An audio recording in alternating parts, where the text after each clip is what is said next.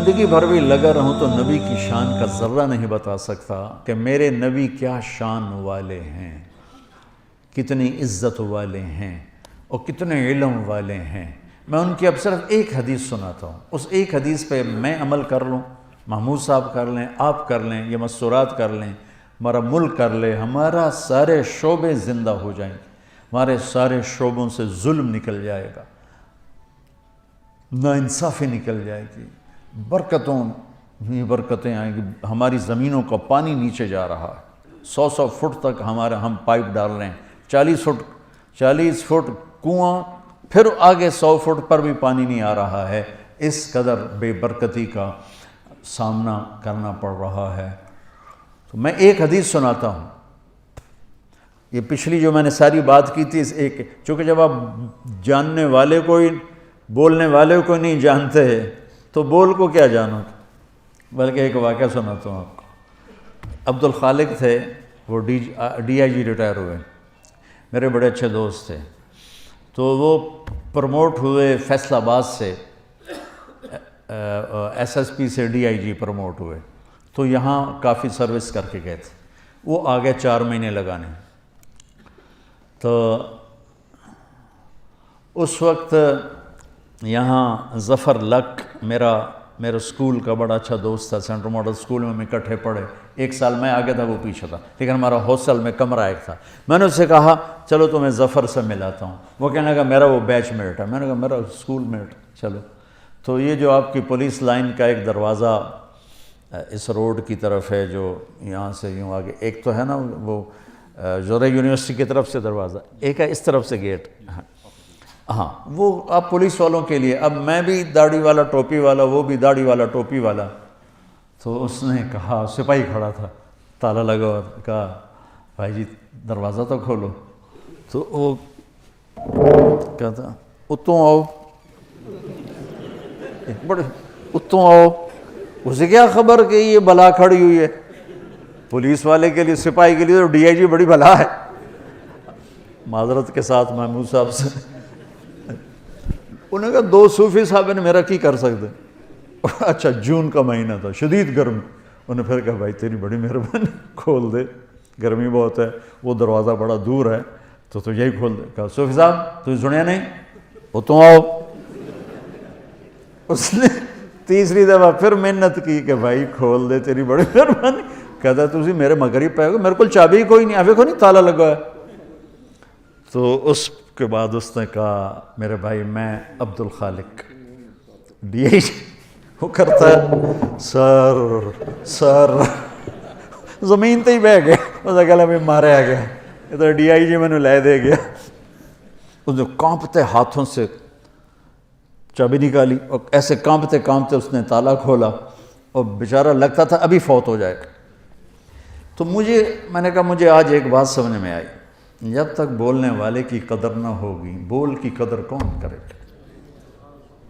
ہمارے دلوں میں اللہ کے رسول کی وہ قدر ہی نہیں رہی، ورنہ میرا دیس جھوٹ بولتا، میرا دیس ملاوٹ کرتا، جوئے کے اڈے چلاتا، زنا کے اڈے چلاتا، سیاست کے نام پہ فرعونیت کرتا۔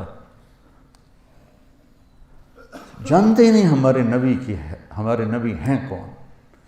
تو اتنی بڑی ہستی کی ایک حدیث سنا رہا ہوں، اللہ کی قسم، دنیا بھی آپ کی، آخرت بھی آپ کی، جس مرضی شعبے میں ہو۔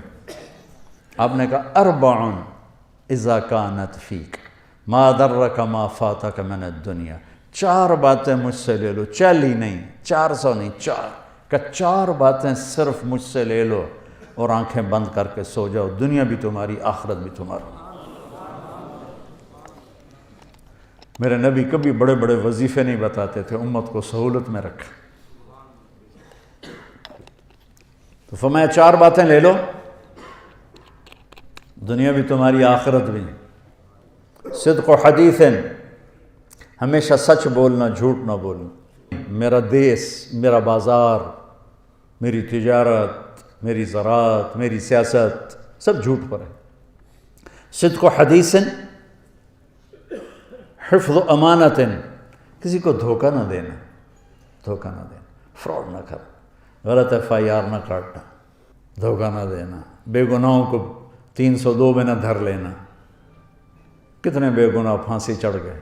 حسن و خلیقت، اخلاق اچھے رکھنا، گالیاں نہ دینا، بدتمیزی نہ کرنا، میٹھے بول سے لوگوں کے دل خریدنا، بشاشت سے مسکرانے سے لوگوں کے دلوں پہ راج کرنا، عفت فی طعمت، رزق حلال کمانا۔ 4 باتیں، اور اس میں پورا دین میں نے نہیں ڈالا، میرے نبی نے پورا دین ڈال کے دے دیا۔ فرائض کے بعد نمازی تو چھٹی کوئی نہیں، میرے نبی کے نواسے نے سر کٹایا، نماز نہیں چھوڑی، اپنی ساری اولاد ذبح کروا دی، نماز نہیں چھوڑی۔ اس کے بعد کون یہ کہہ سکتا جی پڑھی نہیں جانتی؟ اور فرائض کے بعد میرے نبی یہ 4 باتیں بتا رہے ہیں۔ سچ بولنا، جھوٹ نہ بول۔ ہائے ہائے، میرے نبی نے کہا کہ اور کسی کو دھوکہ نہ دینا، دیانتداری سے چلنا۔ ان 2 صفتوں پر میرے نبی نے فرمایا کہ میرا امتی ہر گناہ کر سکتا ہے، 2 نہیں کرے گا، ایک جھوٹ کبھی نہیں بولے گا، ایک دھوکہ کبھی نہیں دے گا۔ آپ نے امید ظاہر کی، ہر گناہ ہو سکتا ہے، 2 نہیں ہوں گے، جھوٹ نہیں بولے گا، دھوکہ نہیں دے گا۔ آپ سے پوچھا گیا یا رسول اللہ مسلمان ڈرپوک ہو سکتا ہے؟ ہم نے کہا ہاں۔ کنجوس ہو سکتا ہے؟ ہم نے کہا ہاں۔ جھوٹ بول سکتا ہے؟ کہ نہیں، جھوٹ نہیں بول سکتا۔ دھوکہ نہیں دے سکتا ہے، جھوٹ نہیں بول سکتا۔ میرا امتی انسان ہے، بشر ہے، مرد ہو یا عورت، کوئی بھی گناہ ہو سکتا ہے، 2 نہیں کرے گا، جھوٹ کبھی نہیں بولے گا، دھوکہ کبھی نہیں دے گا۔ تو جھوٹوں کے ماحول میں سچ بولنا جہاد ہے، اور آپ کی 24 گھنٹے کی جاب ہے، آپ فون بند نہیں کر سکتے، آپ کی وردی اتری ہو تو بھی آپ وردی میں ہوتے ہیں، اور تنخواہیں آپ کی تھوڑی تھوڑی ہیں، اور مشقت آپ کی اتنی ہے، اور اوپر سے کوئی آپ کی تعریف کرنے والا نہیں، سب آپ کو گالیاں دینے والے ہیں، برا بھلا کہنے والے ہیں۔ حالانکہ آپ کا شعبہ ہی بندگی اور عبادت ہے، اور آپ کے اندر بڑے بڑے اولیاء ہیں جو گھٹ گھٹ کے پس کے چٹنی روٹی کھا کے موت کا گلے لگاتے ہیں اور حرام نہیں کرتے۔ یہ جنید بغدادی کے جیسے لوگوں کے ساتھ اٹھائے جائیں، یہ شیخ عبد القادر جیلانی جیسے لوگوں کے ساتھ اٹھائے جائیں گے جو اس محکمے میں۔ پھر انتہائی مقدس ہستی حضرت عمر فاروق نے پولیس کے محکمے کی بنیاد رکھی تھی۔ نبوی دور میں، صدیقی دور میں پولیس نہیں تھی۔ حضرت عمر نے اپنی جب خلافت 22 لاکھ مربع میل میں پھیل گئی اور مختلف علاقے قومیں داخل ہوئے اور پھر وہ انتشار ہونے لگے، تو پھر آپ نے محکمہ پولیس کی بنیاد رکھی۔ بہت بابرکت ہستی نے آپ کے محکمے کی بنیاد رکھی ہے۔ میں آپ کو تمام محکموں میں سب سے زیادہ ستایا ہوا سمجھتا ہوں، جو آپ پر اتنے پریشر ہوتے ہیں، کبھی سیاستدانوں کا، کبھی افسروں کا، کبھی مقامی لوگوں کا، اور اس میں پھر آپ کو ذلیل کرنا الگ اور ٹرانسفر کروا دینا الگ، اور جھوٹے خبریں لگوانا الگ۔ تو کچھ پھر پولیس والوں سے بھی ہو جاتا ہے، کوئی فرشتے تو آپ بھی نہیں ہیں، لیکن آپ یقین مانیں جس تکلیف سے آپ گزرتے ہیں اس کے مقابلے میں تو سپاہی کی تنخواہ بھی 1 لاکھ ہونی چاہیے۔ تو میں آپ کو سلام کرتا ہوں میرے بھائیوں۔ اب یہ 4 باتیں اللہ سے مانگ لو۔ ایک سچ بولنا ہے، جھوٹ نہیں بولنا ہے۔ میرے نبی کا وعدہ، الصدق ینجی والکذب یہلک، سچ نجات دیتا ہے، جھوٹ ہلاک کرتا ہے۔ کبھی دھوکہ نہیں دینا ہے، دیانتداری سے قلم چلانا ہے، دیانتداری سے معاملہ کرنا ہے۔ میرے نبی نے فرمایا، اب دیکھو میرے نبی کی 2 صفتیں ہائی لائٹ ہوئیں، صادق امین، سچا اور دیانتدار۔ اگر آپ مجھ سے سوال کرو نا کہ مولانا صاحب اسلام کو 2 لفظوں میں بتاؤ، تو میرے پاس 2 لفظ ہیں، سچائی اور امانت داری۔ اور آپ مجھ سے پوچھو کفر کو 2 لفظوں میں بتاؤ، تو میرے پاس 2 لفظ ہیں، جھوٹ اور دھوکے بازی۔ اور تیسرا بھائی اپنے اخلاق اچھے کرو، آنے والوں کے ساتھ۔ آنے والے مظلوم بھی ہوتے ہیں تو ظالم ہوتے ہیں، مظلوم آتا ہے لیکن وہ ظالم بن کے جاتا ہے۔ ایک آدمی کی واردات ہوتی ہے، 5 بے گناہوں کو لکھاتا ہے۔ تو ہمارا تو مظلوم بھی ظالم ہے۔ آپ کی ڈیوٹی بہت سخت ہے، خوب اللہ روزانہ تھانہ ڈیوٹی پر جانے سے پہلے 2 نفل پڑھ کے گئے کرو کہ یا اللہ میرے ذریعے سے کسی پہ ظلم نہ ہو، زیادتی نہ ہو۔ تو دیانتداری اور سچائی یہ آپ کو 4 چاند لگا دے گی، اور اچھے اخلاق۔ آپ کا مسکرا کے ملنا بھی صدقہ ہے۔ میرے نبی نے فرمایا ابتساموں کا فی وجہ اخیک کا صدقہ، تو اپنے مسلمان بھائی کو مسکرا کے مل، یہ بھی تیرے لیے صدقہ۔ ماں باپ زندہ ہیں تو ان کی خدمت کرنا، ان کی دعا لینا. کہ اللہ تعالیٰ کی بارگاہ میں کسی نے بڑی جنت بنانی ہو تو اپنے ماں باپ کی دعا لے. میرے نبی نے فرمایا جب لوگ جنت میں جا رہے ہوں گے تو اویس کرنی بھی جا رہا ہوگا. اویس کرنی نام سنو ہے نا؟ ماں کی خدمت سے بڑے مشہور ہیں. میں ان کے گاؤں بھی گیا، ان کی قوم سے بھی ملا یمن میں جب جنگ نہیں تھی. ابھی چھوٹا سا گاؤں ہے ان کا، کالے پہاڑوں میں ہے. فرمایا کہ جب لوگ جنت میں جائیں گے تو اویس بھی جائے گا. جب جنت کے قریب جائیں گے تو اللہ تعالیٰ کہے گا باقی چلے جاؤ، اویس کو روک لو. تو وہ گھبرا جائیں گے کہ بوئے تے آ کے روک لیا، نمی FIR تو نہیں کٹی گئی. کہیں گے یا اللہ مجھے کیوں روک لیا. سبحان اللہ تعالیٰ فرمائیں گے ذرا پیچھے دیکھو. وہ پیچھے دیکھیں گے تو کھڑے ہوں گے جہنمی، ان میں ان کی قوم بھی کھڑی ہوگی، رشتہ دار بھی کھڑے ہوں گے.